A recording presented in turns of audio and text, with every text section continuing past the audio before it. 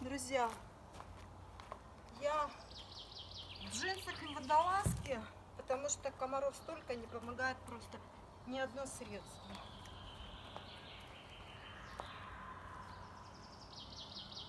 О, самодельная. Банки из-под краски, набит песок и какая-то штанга из-под этого, из-под швабры или веника.